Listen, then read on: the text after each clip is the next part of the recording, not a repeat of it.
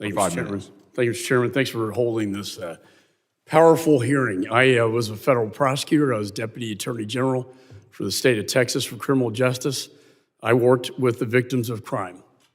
That's what we do. And we talk a lot about facts and figures about the border, statistics. But your stories are the most powerful because they're real life stories about the impact of this man's violation of the public trust.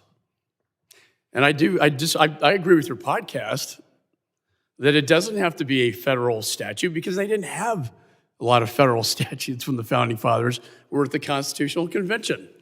In fact, the Supreme Court recently held that impeachment is a tool Congress can use to hold this secretary accountable. It's the legal justification. I believe he's violated his oath. He's violated the public trust. He's violated your daughters. I intend to personally uphold my oath to my country that I took in office. It's been a dereliction of duty of the grossest proportions I've seen in my 25 years of dealing with this border. Ms. Dunn, I couldn't agree with you. Fentanyl is a weapon of mass destruction.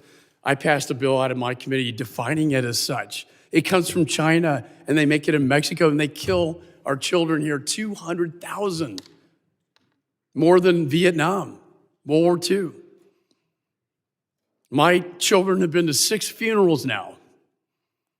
I've seen it personally, the destruction it does every 5 minutes. It is a fentanyl superhighway, and this border policy is personally responsible for it. He took an oath to defend and protect the Constitution and the American people, air, land, and sea from enemies, foreign and domestic. Ms. Dunn, do you believe he violated that oath? Yes, sir. I flew from Arizona to meet him and face him and ask him why. And he's not here today. I did not know that until after I landed yesterday. And he doesn't have the decency No, to even show up that is correct. and talk to you personally. Today is my daughter's birthday. I would have much rather been home with my poor husband grieving her. I didn't need to be here today. So whatever he's doing, I hope it's more important than that. Let me say I'm sorry, Thank you. because apparently the secretary doesn't care to show up and say that to you. No. Do you know he's meeting with Mexican officials today? Exactly. How does that make you feel? Oh, you have no idea how I feel. I'll be meeting with Mexican officials later next week, and I'm going to have a different story for them. I'm going to have your story that I will take to them. Ms. Nobles, God, these gangbangers come in and they join trafficking organizations. They're being sent to families that don't exist because it's a trafficking organization in the United States. This one man who deserves impeachment has created a criminal enterprise in the United States of America. 8 million encounters. What are we going to do with all these millions of people with no legal status who can't get a real job? So what do? It's drugs, gangbanging, murder.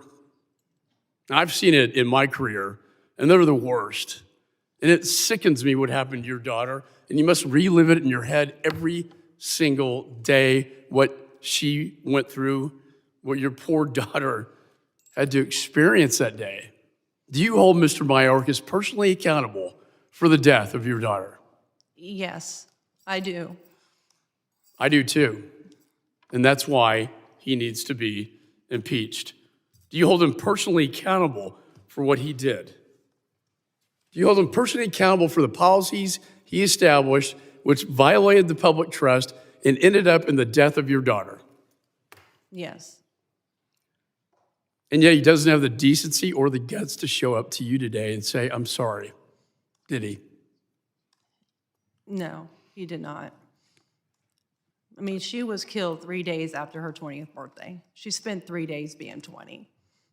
And I sent her a message on her birthday on July 24th that I was proud of the woman that she was becoming and that I love her. And I didn't know that would be my last message to telling her that I love her. She even bought herself, I even gave her the money to buy her a JoJo Suya cake, because that is who she loved. And she had autism, and she loved JoJo.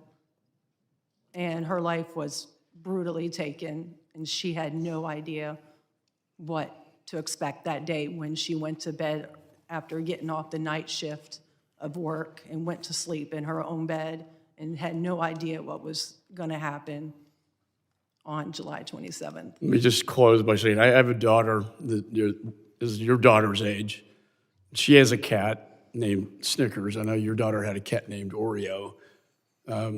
This is the personal side of this chaos created by this man. This is a personal life story of the cause and effect that has happened because of these failed policies on the border. It's destruction and it's death, and it has to stop. With that, I yield back. The gentleman yields. I now recognize